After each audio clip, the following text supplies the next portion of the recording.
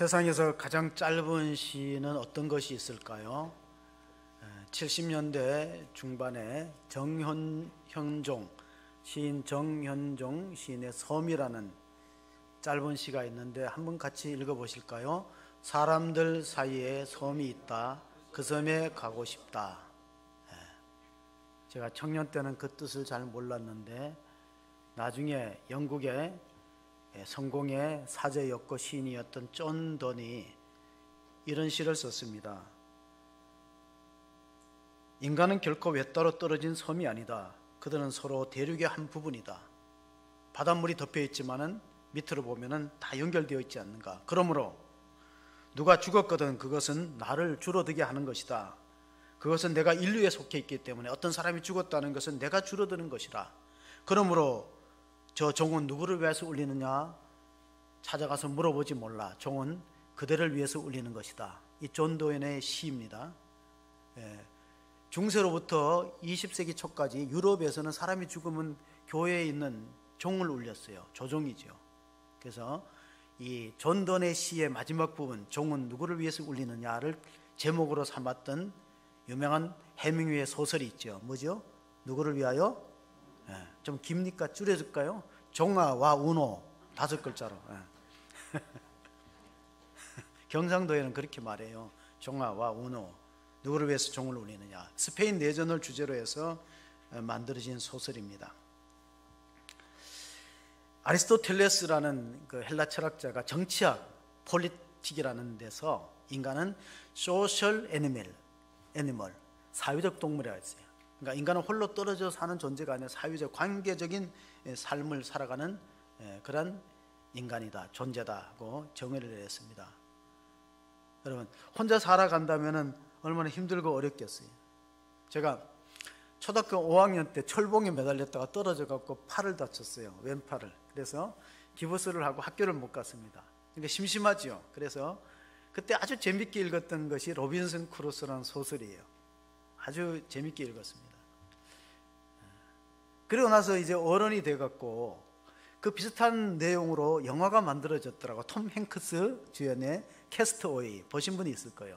뭐 차이가 있다면은 캐스트어웨이는 비행기가 불시착한 곳이고 로빈슨 크루소는 배가 이렇게 태평양에서 조난당해서 4년 동안 혼자 살아가죠. 캐스트어웨이라는 영화를 보면은요, 자기 진 가운데 농구공에다가 사람 얼굴을 그려놓고 윌슨이라는 이름을 붙입니다. 얼마나 대화를 하고 싶겠어요. 사람이 없으니까, 외로우니까. 어떤 분이 그 조난을 당해갖고 이거 영화가 아니고 실화로 무인도의 섬에 표류해갖고 아무리 기다려도 배가 안 지나가는데 한 번은 진짜 그 배가 지나가는 걸 발견하고 자기가 외칠 수 있는 말로 다 외치면서 여기 사람이 있다고 외치고 안 되니까 이제 옷을 벗어서 흔들었습니다. 그랬더니 배가 발견이 된 것 같아요. 배에서 보고 그 무인도에 와갖고 선장이 이제 도착하게 된 거죠. 이제는 이제 내가 배를 타고 갈 수 있는 길이 열린 거예요. 그 선장이 이렇게 그 무인도에 표류된 사람한테 물어봤어요. 저기 오두막이 세 채 보이는데 저게 뭐냐 그러니까 그 오두막의 가운데 있는 건 내가 거처하는 집이라고. 그럼 한 채만 있으면 되지 왜 옆에는 왜 집을 지었나? 저는 거기 주일마다 가서 내가 예배드리는 교회라 그랬어요. 그러니까 신앙이 좋은 사람이 무인도에 표류한 거죠. 그럼 교회가 있는데 그 옆에 오두막은 뭐냐니까 그 전에 다니던 교회래요. 전에 다니는 교회 마음 안 들어갖고 다시 교회 옮긴 거예요. 왜냐하면 사람들이 너무 쉽게 교회를 옮긴다고. 전에 다니던 교회 혼자 다니는데 왜 시험 들어요? 스스로 시험 드는 거죠. 그래서 우리가 이 코로나로 인해서 한국교회 가나안 성도가 200만이 훌쩍 넘어섰다는 통계가 나옵니다. 여러분, 가나안 교인이 뭘까요? 가나안을 거꾸로 읽어봅시다. 시작. 안 나가요. 안 나가. 교회를 안 나간 지 오래됐어요.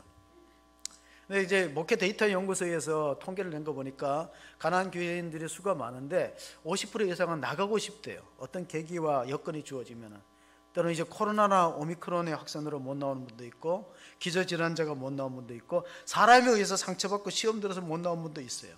그럼 마음속으로는 언젠가는 나가야지 하는 그런 소망이 있지만은 그것이 이제 현실로 주어지지 않으면은 나가기 되기가 참 어렵습니다. 그래서 우리가 그분들을 위해서 기도해 줘야 되는데, 이사야서를 읽어보면 이런 말씀이 있어요. 우리가 하나님을 멀리 떠나고 하나님을 잊어버리고 예배를 안 드려도 하나님은 우리를 안 잊어버린다는 거예요. 그 이사야 선지자가 49장 15절에 이런 말씀을 적었습니다. 여인이 어찌 그 젖먹는 자식을 잊겠으며 자기 태에서 난 아들을 공혈히 여기지 않겠느냐.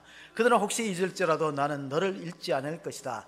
상황이 어떻게 됐든지, 그게 환경적인 문제든지 대인관계 문제든지 하나님을 안 만나고 예배를 못 드리고 교회 안 나오는 분도 하나님은 그 사람 기억하고 있다는 거예요. 그래서 오늘 우리가 교동문을 읽었을 때 하나님 앞으로 돌아오라, 이사야서 55장이, 그러니까 선지자들이 외치면 돌아오라는 겁니다. 이제는 빨리 결단하고 돌아오라. 내가 너를 회복시키고 고쳐주시겠다. 치유하겠다. 돈 없는 자도 오라, 목마른 자도 오라, 병든 자도 오라, 다 오라고 부르는 것입니다. 해밍웨이의 대표작이 노인과 바다입니다. 근데 노인과 바다의 주인공이 하는 메시지가 뭔가요? 하나님 우리 죄를 다 용서하는데, 우리 죄를 용서하기를 원하시고 또 용서를 베푸십니다. 그런데 하나님이 용서하지 않는 죄가 하나 있어요. 하나님이 용서 안 하는 죄가 뭐냐면은 바로 절망에 빠지는 거예요. 절망. 쉽게 낙담하고 절망에 빠지는 거. 케르케고르라는 덴마크의 철학자는 절망은 죽음에 이르는 병이라 하는 유명한 책을 남겼습니다. 똑같은 병에 걸려도 어떤 사람은 소생케 되고 회복되고 살아납니다. 어떤 사람은 그 병으로 목숨을 잃어버려요. 여러분, 몸이 건강하다고 오래 삽니까? 아시아의 물개라는 조오련 선수는요, 심장이 보통 사람보다 2배나 튼튼하대요. 그런데 57세에 심장마비로 세상을 떠났어요. 4강 신화의 주역이었던 유상철 선수 있죠. 작년에 50세의 일기로 생을 마감했어요. 그렇게 다리도 튼튼하고 몸도 튼튼해도 그게 사람의 목숨이라는 거예요. 우리가 회복을 위해서 기도해야 되는데, 오늘 본문의 마지막 절 한번 보시겠습니다. 마태복음 18장 20절입니다. 두세 사람이 내 이름으로 모인 곳에는 나도 그들 중에 있느니라. 자, 우리가 소그룹의 회복이라는 설교 주제인데, 제목인데, 소그룹의 가장 적은 단위가 두세 사람입니다. 또 많게는 12명이에요. 예수님 12제자를 불러 모으지 않았습니까? 그래서 12명, 두세 명, 1소그룹이라고 불러요. 가장 기본적인 최소 단위 공동체를 뜻하고 있습니다. 이거를 어떤 교회에서는 셀이라고 우리처럼 부르고 어떤 교회는 구역이라고 부릅니다. 감리교회는 속이라고 불러요. 속회한다, 구역 예배를 드린다. 이게 가장 기본 단위인데, 그들이 모여서 건강할 때 전체가 건강해집니다. 셀이 건강해지면 몸이 건강해지는 거예요. 세포가 건강해지면. 이란의 테헤란의 왕궁에 아름다운 모자이크 유리벽이 있습니다. 근데 왕궁을 건축할 당시에 건축업자가 왕의 방문 일자를 맞춰서 대형 고위를 입구 쪽에 달아서 왕이 들어오면 자기의 모습을 비춰볼 수 있게 그렇게 계획하고, 프랑스에 가서 가장 최고급 유리를 건축 자재를 수입해서 오는데 풀어보니까 파손되었어요. 이게 오는 과정에서 유리가 깨진 것이죠. 그래서 인부를 시켜서 내다 버리라 그랬어요. 쓸모없기 때문에 내다 버리라 그랬을 때 한 인부가 그냥 버리기 아까우니까 그 건축업자한테 그렇게 말했어요. 이거 벽이나 유리 한번 붙여보면 어떻겠냐고. 시험 삼아 붙였다는 거예요. 그랬더니 유리 같으면은 그대로 이제 사람의 모습이 보일 텐데, 이 깨어진 유리를 유리창이나 벽에 붙이니까 굴절돼 갖고 더 아름다운 빛깔로 그 영롱하게 빛나는 걸 보고 그걸 재활용을 잘한 거지. 그게 모자이크입니다.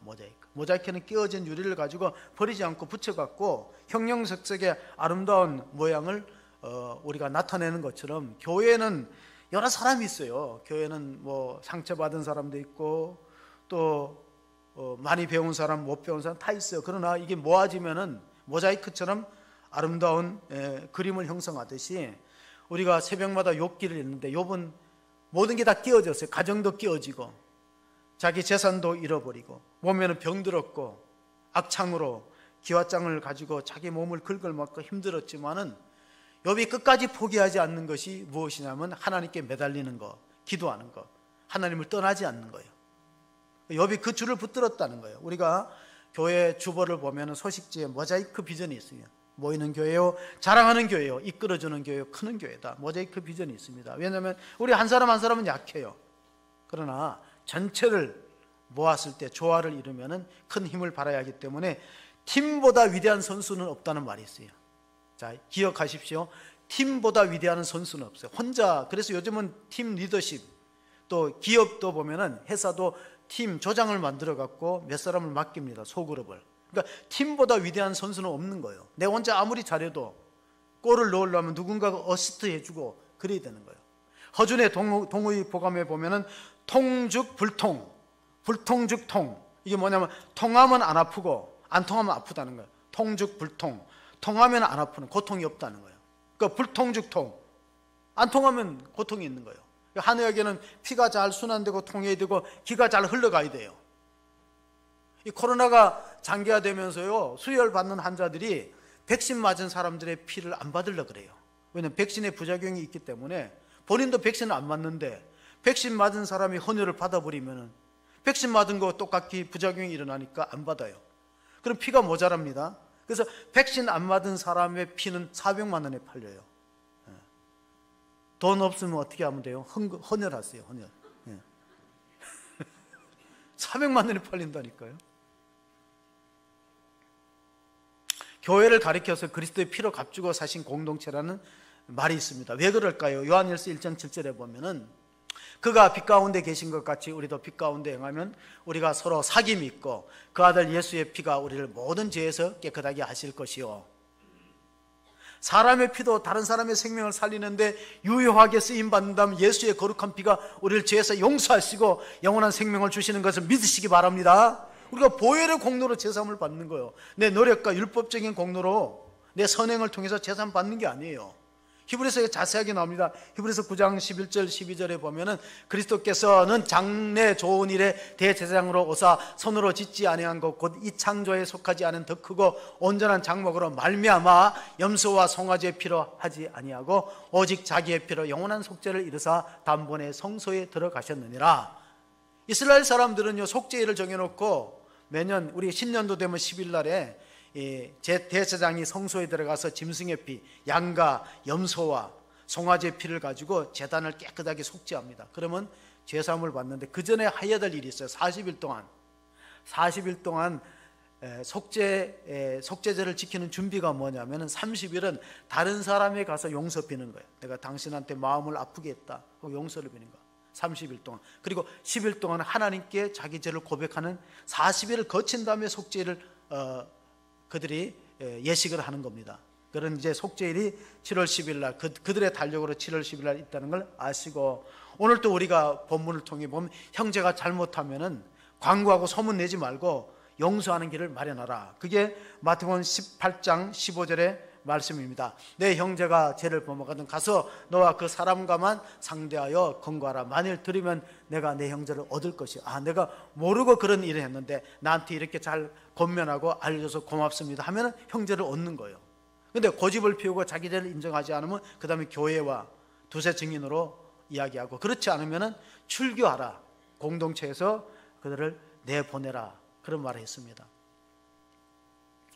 이어지는 우리가 임금과 종의 비유를 보면은 우리가 읽었던 20절 이하의 21절을 보면 한 임금이 그 1만 달란트 빚진 사람이 있어요. 근데 탕감을 해줬다는 거예요. 원래 1만 달란트라는 것은 엄청난 천문학적인 숫자입니다.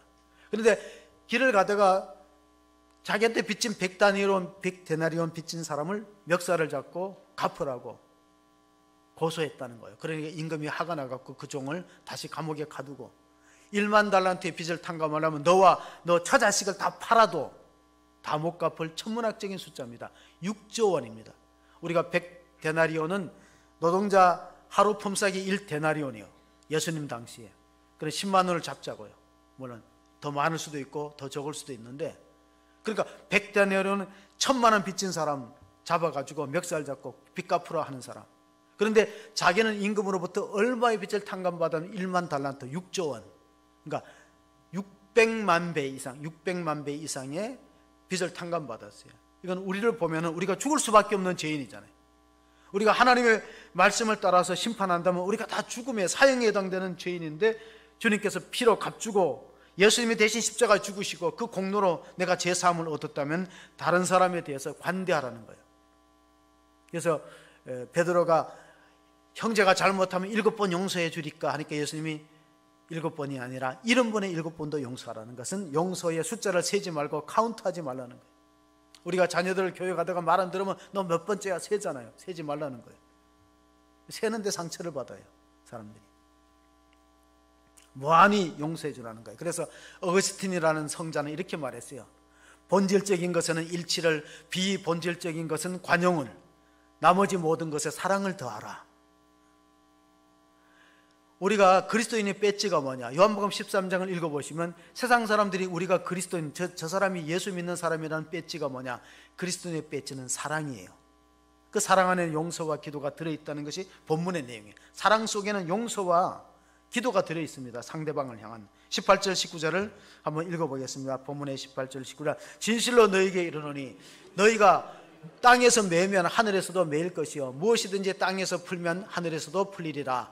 진실로 다시 너희에게 이르노니 너희 중에 두 사람이 땅에서 합심하여 무엇인지 구하면 하늘에 계신 내 아버지께서 그들을 위하여 이루게 하시리라. 두 사람이 중요한 거예요. 두 사람이. 2002년도에 제가 이제 부목사 생활을 청산하고 초지동에 37평 4층에 그 상가에 분양을 하면서 그 원주인이 키를 안 주는 거예요. 그래서 계약금을 내고 이 중도금을 낼 때까지 안 줘요. 그러니까 그 예배당을 볼 수는 있지만, 교회에 와서 볼 수는 있지만 키를 안 주니까 그건 잠가버리고. 근데 언제 키를 받았냐면 잔금을 다 내니까 이제 키를 주는데, 아내와 제가 그걸 받고 저녁에 그 잠옷일 겸 식당에 가서 둘이 무릎을 꿇고 손을 잡고 감격의 기도를 드렸어요. 하나님, 이제 내가 단독으로, 뭐 교인은 없지만 단독으로 목회를 하게 됐습니다. 하는 이런 예배 처소를 줘서 너무나 감사합니다. 두 사람이 합심하게 기도했더니 하나님이 주신 거예요. 그래서 기도는 우리 인생의 메스트키와 같아요. 열쇠가 얼마나 중요합니다. 열쇠가 있어야 열쇠라는 건 소유권을 의미합니다. 열쇠. 그 열쇠를 언제 주나 하면은 저희들이 창립할 때 2002년 9월 1일 날 창립 예배 드릴 때 그날 성경 본문이 마태복음 16장 16절부터 읽었습니다. 18절 19절을 읽어보면은 이런 말씀이 있습니다. 또 내가 내게 이르노니 너는 베드로라. 내가 이 반석 위에 내 교회를 세우리니 음부의 권세가 이기지 못하리라. 내가 천국 열쇠를 내게 주리니 내가 땅에서 무엇이든지 매면 하늘에서도 매일 것이요 내가 땅에서 무엇이든지 풀면 하늘에서도 풀리리라 하시고. 물론 이 열쇠라는 것은 하나님 말씀도 의미하지만 기도할 때 천국 열쇠를 주는데, 메스트키, 우리가 메스트키라는 걸 호텔에 각 방마다 열쇠의 모양이 다른데 메스트키는 다 열리는 거예요. 그러니까 우리가 하나님 앞에 기도하는 것이 우리 인생의 메스터키가 되심을 믿으시기 바랍니다. 조지 물러는 5만 번 기도 응답을 받았다고 하는데 그가 한 말이 있어요. 조지 물러는 이런 말을 했어요. 영국에서 고아를 길렀던 조지 물러가 이 땅에는 하나의 빈곤이 있다. 이 세상에는 단 하나의 빈곤이 있는데 그것이 바로 기도의 빈곤이다. 지금 이제 한국교회가 참 어렵다고 하잖아요. 뭐 개척도 쉽지 않다고. 그래서 요즘에는 개척을 하려면 개인이 해서는 참 힘들어요. 교회가 사람도 일부 좀 떼주고 지원하고, 그런 교회가 교회를 개척해야죠. 교회가 다른 교회를 세우는 것이 필요한 시대가 접어들었습니다. 제가 그 4층에 이제 37평에 개척을 하고 있을 때 새벽 기도에 교인이 별로 없었어요. 그러니까 아내하고 둘이 하는데 이게 한 달, 두 달 지나니까 참 힘들더라고요. 이게 일단 이제 예배를 드리는 사람이 저를 쳐다봐야 되는데 집사람이 민망하니까 나를 안 쳐다봐요. 고개를 푹 숙이고 있으니까 내가 이거 어디다가 설교를 해야 될지. 그러다 가끔 가다가 한 사람이 문을 열고 들어와요. 실수로 들어왔는지 들어오다가 사람이 없는데 들어오는데 얼마나 반가운지 몰라요. 개척해본 사람이 느낄 수 있는 거예요. 한 사람이 그렇게 반가울 수가 없어요. 문을 열고 들어오는데, 근데 물어보면 똑같은 대답을 합니다. 새벽 예배 끝나면 빨리 나가서 붙들고 물어봅니다. 어떻게 오셨나? 그러면 저는 다니는 교회가 있는데, 다 다니는 교회가 있는데 잠깐 뭐 기도할 일이 있었다. 그러니까 첫 번째 일률적으로 그렇게 대답합니다. 두 사람이 이제 가가호 이제 축호 신방을 했어요. 누가복음 10장에 보면은 예수님께서 12제자 말고 70명의 전도대가 있어요. 누가복음 10장 1절에. 그러면 마을로 보낼 때 두 사람씩 짝을 지어서 보냈어요. 그러니까 우리는 전도할 수 있는 인원이 없기 때문에 사모하고 저하고 이제 아파트 뭐 호수마을 호수공원 다니는데, 그 당시에는 이게 잠금 장치가 없어요. 그냥 다 열면 들어가는데 문제는 이제 문을 잘 안 열어주죠. 잘 안 열어지죠. 그때 가장 부러웠던 게 뭐냐면 가끔 이제 점심을 먹으러 식당에 가면요, 봄철에 신방을 마치고 목사님으로 보이는 분하고 뭐 권사님, 집사님들 같이 모여서 대화를 하고 식사하는데 그렇게 부러울 수가 없어요. 제가 아내보고 그랬어요. 야, 우리는 언제 교인이 있어갖고, 우리가 언제는 교인이 생겨갖고 교인들하고 같이 한번 식사해보네. 맨날 둘만 먹으니까. 네, 강산이 벌써 2번 바뀌었어요. 그때 가면 20년 전이잖아. 강산이 2번 바뀌니까 지금은 너무 감사하죠. 코로나 때문에 많이 못 모이고 어렵더라도 처음을 생각한다면 감사할 것밖에 없어요. 처음 마음을 잃어버리면 안 돼요. 사도 바울이 로마의 교인들에게 이렇게 말했어요. 선지를 알면 넘어질까 조심해. 처음 마음을 빼앗기면 안 됩니다. 그래서 에베소 교회 주시는 말씀이 뭐예요? 처음 사랑을 잃어버렸다.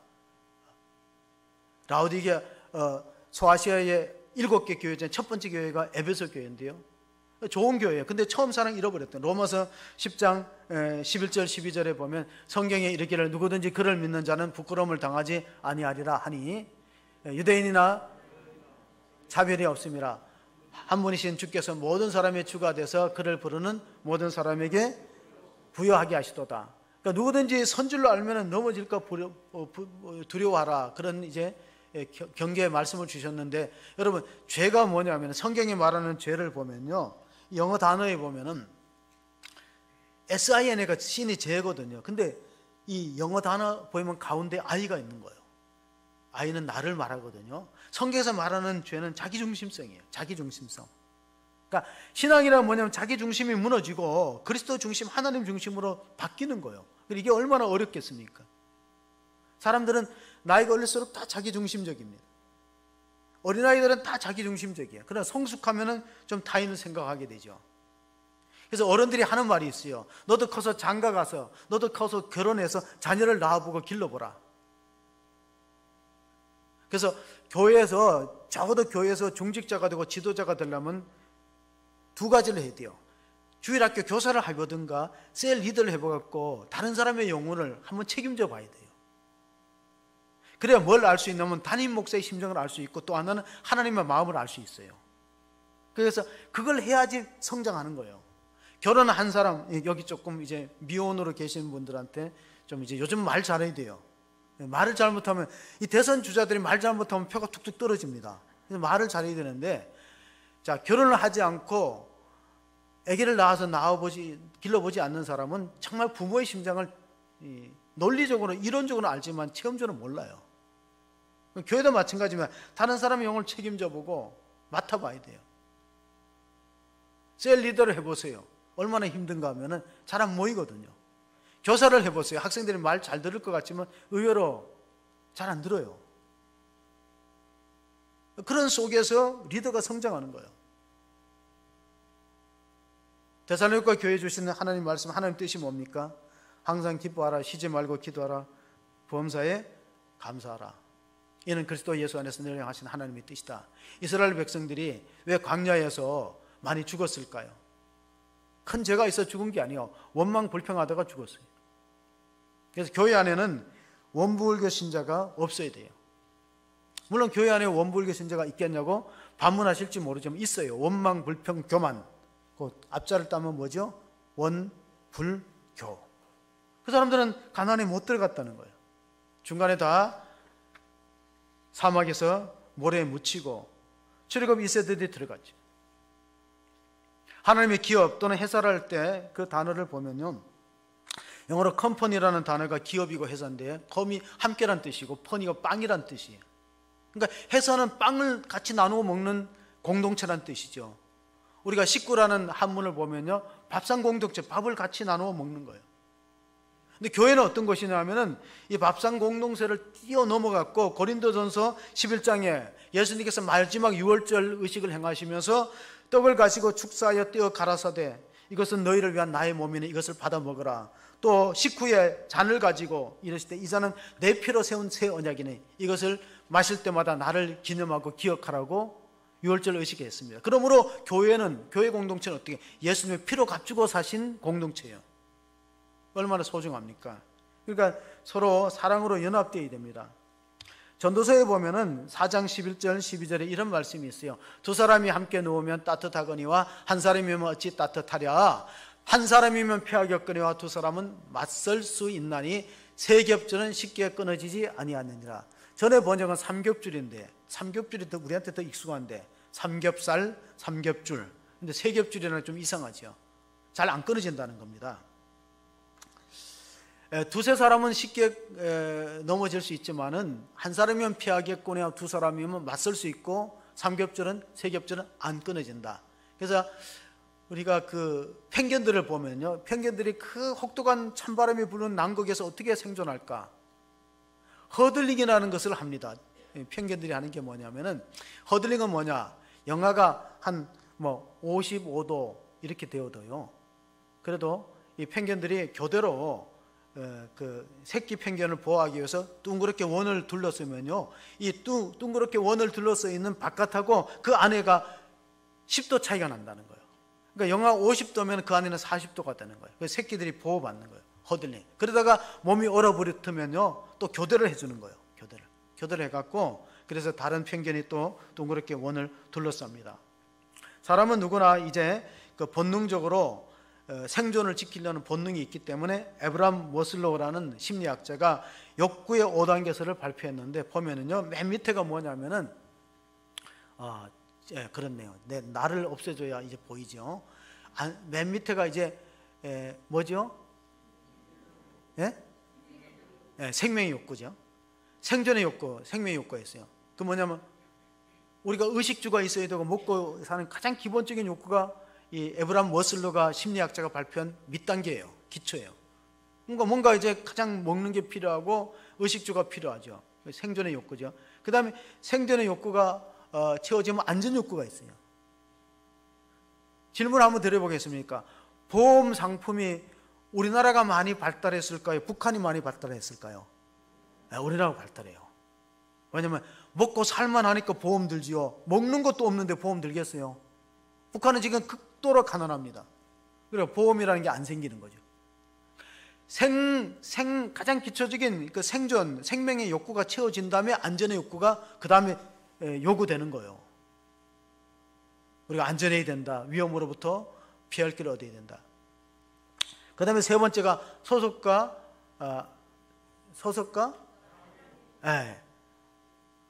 사람은 누구나 인정받고 싶고요. 공동체에 소속돼서. 그래서 제가 인간은 관계적 동물이고 사회적 존재라고 말한 것은 바로 그런 뜻이에요. 뭔가 공동체에 소속돼 갖고 내 소속감이 있고 인정과 사랑의 욕구가 있는 거예요.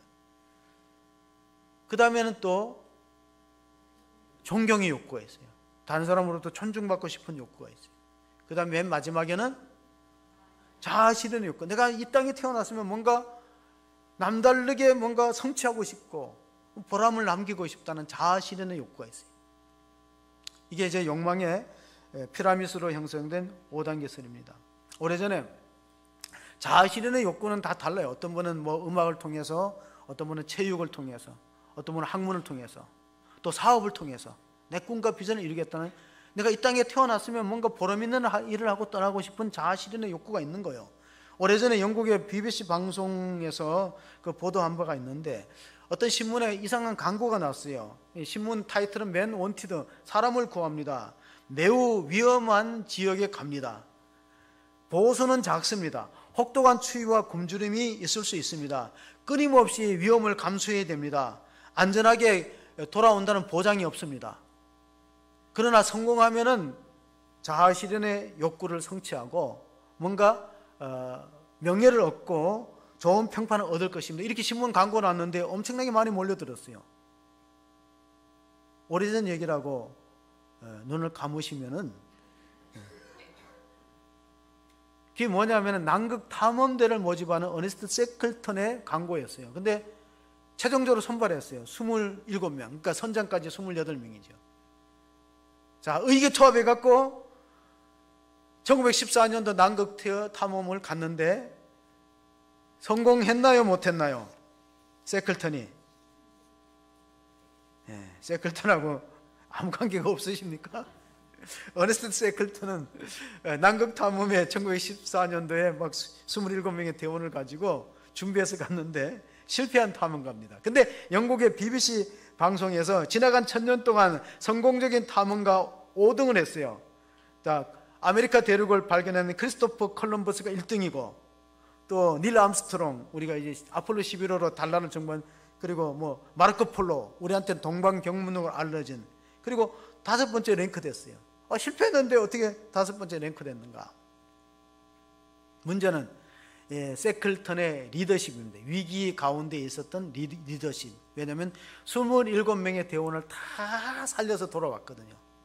이게 남극 탐험을 갔던 배 이름이 인내라는 배, 인두어런스라는 인내라는 배인데요. 이게 남극의 그 얼음 사이에 끼어갖고 그 부빙이 다 끼어지는 거예요. 그 압력을 막 조아 들어오니까 배가 견딜 수 있겠어요? 배가 오도 가도 못하고 갇힌 거예요.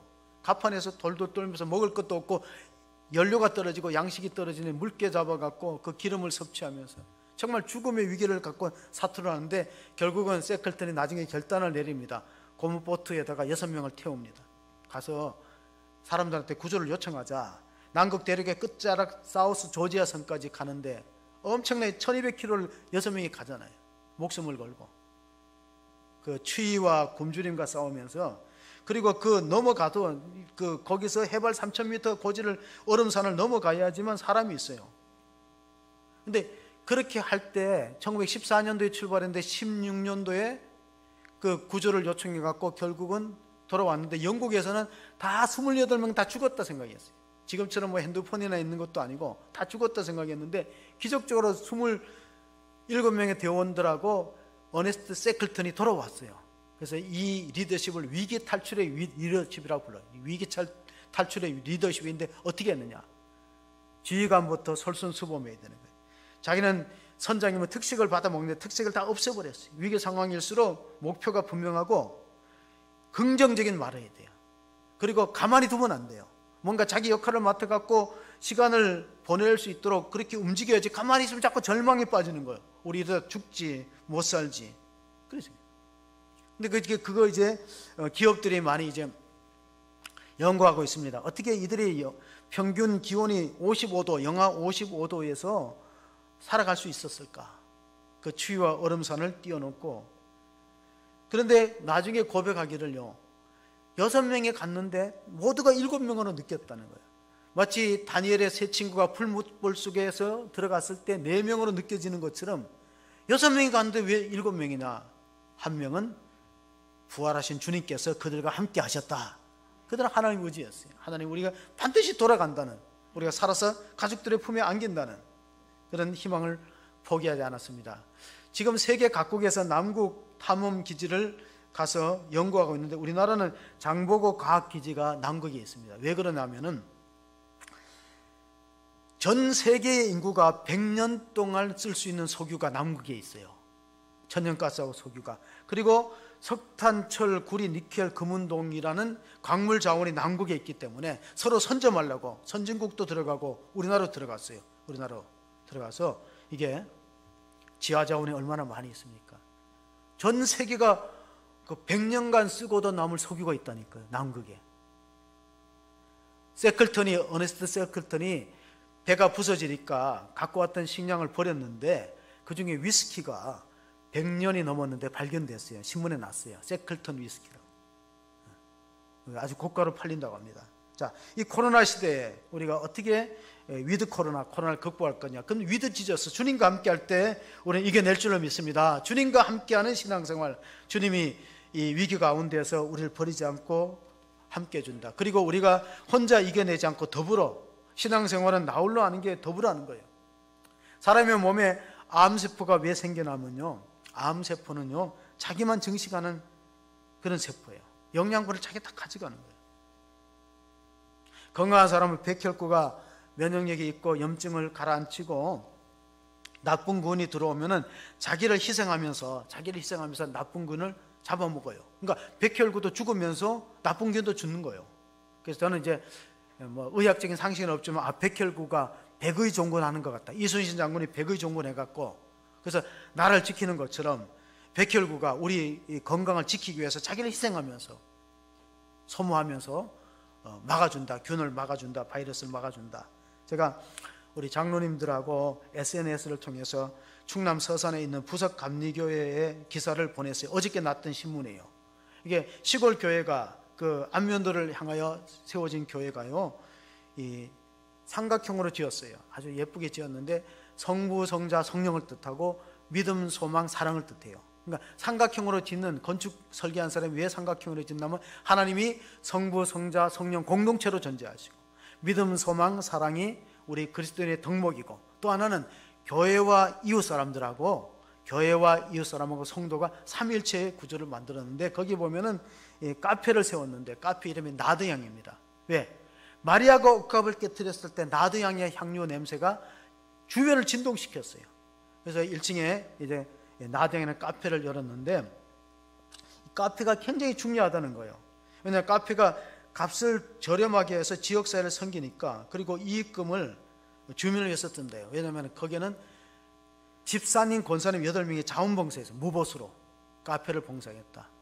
이 쉽지 않은 일이거든요. 8명이 이제 뭐 2시간씩 조를 짜든가 뭐 이렇게 한다는 게 쉬운 일이 아니에요. 근데 이 카페 덕분에 교회 문턱이 낮아지고 열린 공간으로 부모님들이 아이들을 교회 학교도 보내게 되고 우리랑 지역이 비슷해요. 주민센터가 있고 우리는 중학교가 있는데 그건 초등학교가 있어요.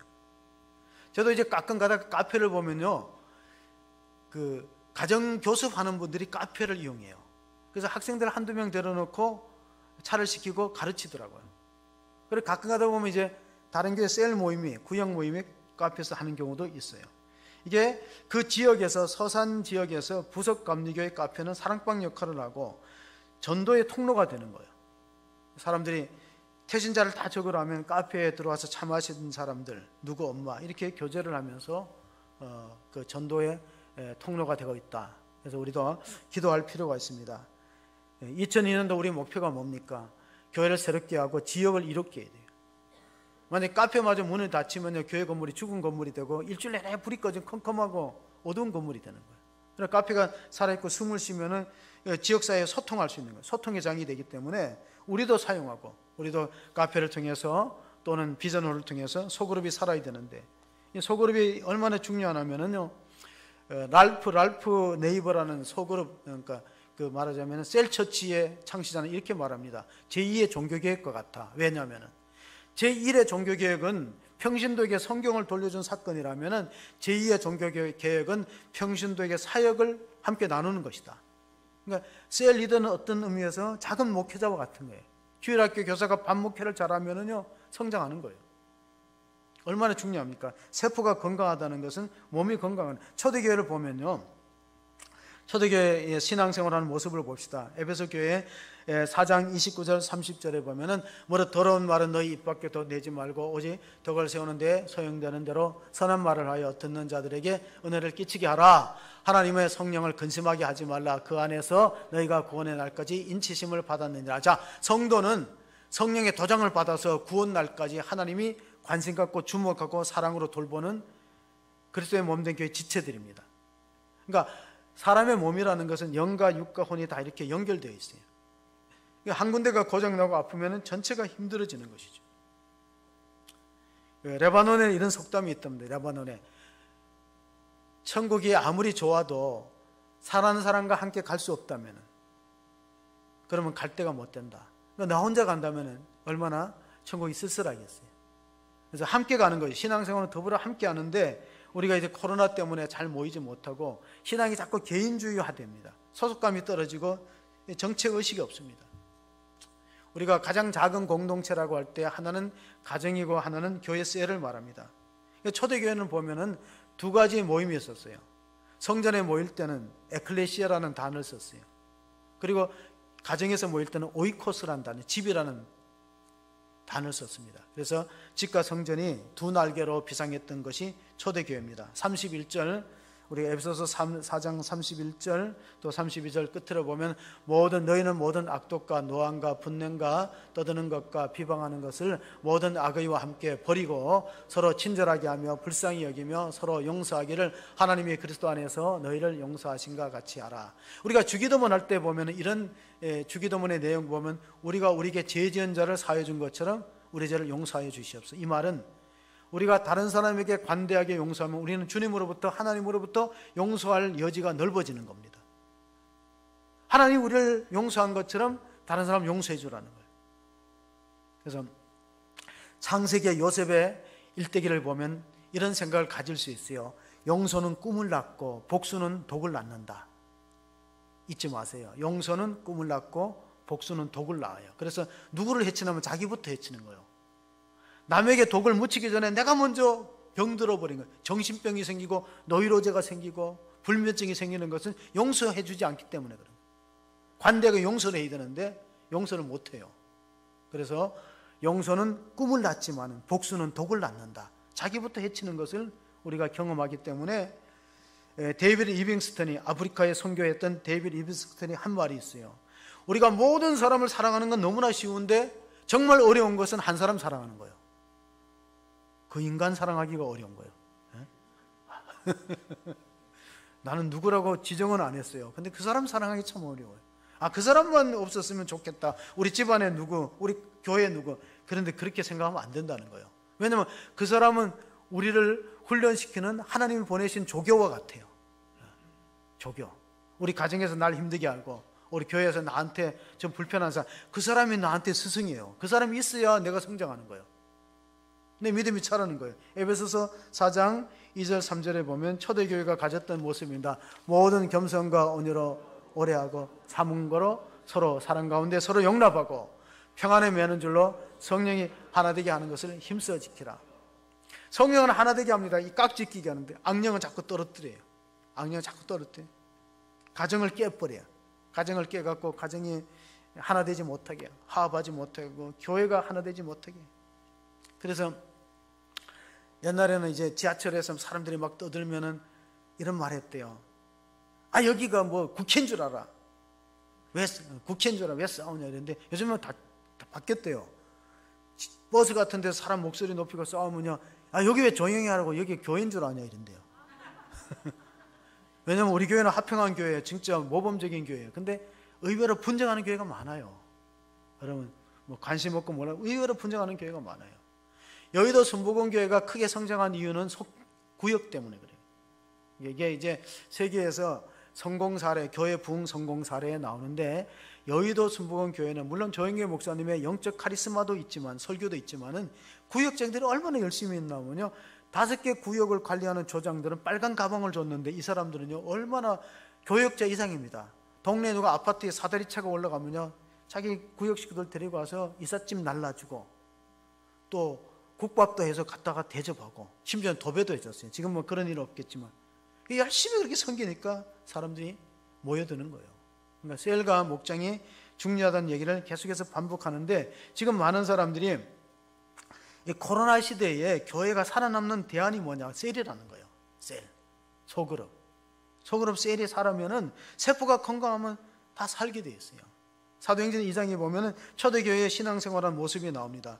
2장 46절 47절을 보겠습니다. 날마다 마음을 같이하여 성전에 모이기를 힘쓰고 집에서 떡을 떼며 기쁨과 순전한 마음으로 음식을 먹고 하나님을 찬미하며 또 온 백성에게 칭송을 받으니 주께서 구원받은 사람을 날마다 더하게 하시니라.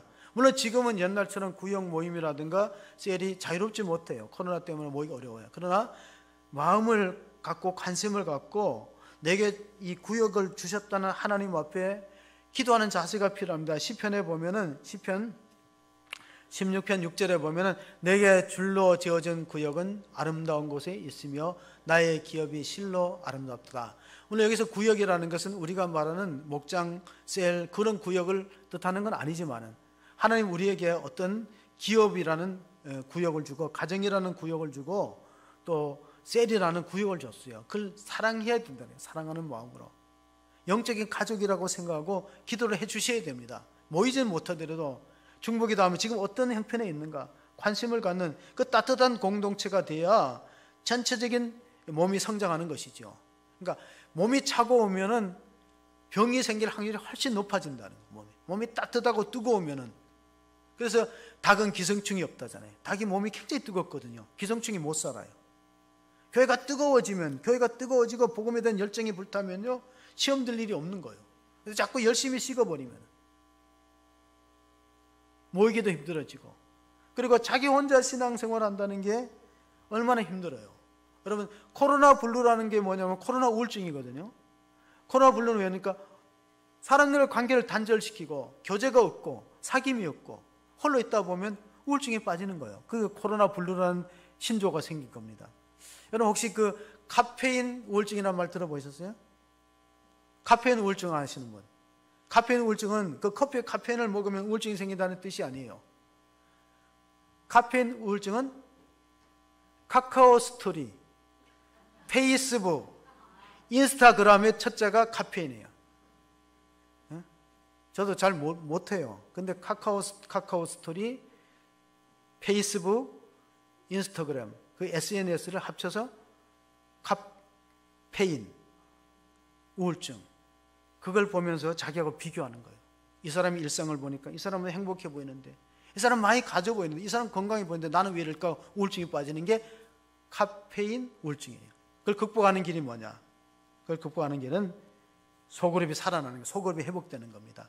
마지막으로 읽어야 되는 본문이 잠언서 27장 7절입니다. 같이 읽어보겠습니다. 철이 철을 낯그럽게 하는 것 같이 사람의 그의 친구의 얼굴을 빛나게 하느니라. 다시 말하면은 셀 그룹 속에는 치유와 회복이 일어납니다. 모이면 되는. 그래서 마음을 터놓고 기도 제목을 맡길 수 있고, 그런 사람을 교회 안에서 만드셔야 돼요. 내가 먼저 마음을 열고 내 기도 제목을 부탁하고, 그게 철이 철을 낯그럽게 하듯이 모여야 성장이 되는 거예요. 혼자 있다고 믿음이 성장되는 게 아니에요. 서로 철이 철을 낯그럽게 함으로써 사랑과 관용을 베풀고 격려하고, 이런 공동체가 될 때, 소그룹이 회복될 때 전체 몸이 회복, 소그룹이 셀이기 때문에 세포가 건강하면 몸이 건강해지는 거예요. 그러기 위해서는 우리가 따뜻한 공동체를 만들기 위해서 어떻게 해야 될 것이냐? 다른 사람에 대한 관심 갖고 소속감을 가져야 돼요. 우리가 소그룹이라고 할 때 남녀 성교회도 소그룹이지만은 한 달에 한 번 모일까 말까 하잖아요. 그래서 목장 셀이 중요한 거예요. 목장 셀에 관심을 갖고 소그룹이 회복될 때 전체 몸이 건강해지는 그러한 교회로서 우리가 하나님 앞에 아름답게 쓰임받는 지체들이 다 되시기를 주의 이름으로 축복합니다. 아멘. 하나님 아버지, 오늘 또 주의 전에 나와서 예배하는 성도들을 기억하여 주시옵소서. 여인이 어찌 그 젖먹는 자식을 잊겠으며 자기 태에서 난 아들을 잊지 않겠느냐? 사람은 그럴지라도 하나님은 우리를 다 기억하십니다. 우리가 어느 곳에 있든지 하나님은 눈동자처럼 우리를 보살펴 주시는 줄 믿사오니 모든 질병에서부터 저희들에게 피할 길을 주시고 우리가 피난처 되신 하나님 앞에 믿음으로 나올 수 있는 성도가 되게 하여 주시옵소서. 우리에게 줄로 지어준 기업이 실로 아름답다고 하였습니다. 하나님, 우리의 구역들, 우리의 기업들을 하나님께서 보살펴 주시고 셀이 회복되고 건강해짐으로 전체 몸이 건강하여서 지역사회에 복음을 전하고 선한 영향력을 미치는 우리 교회가 될 수 있도록 축복하여 주시옵소서. 우리 구주 예수 그리스도의 이름으로 기도합나이다. 아멘.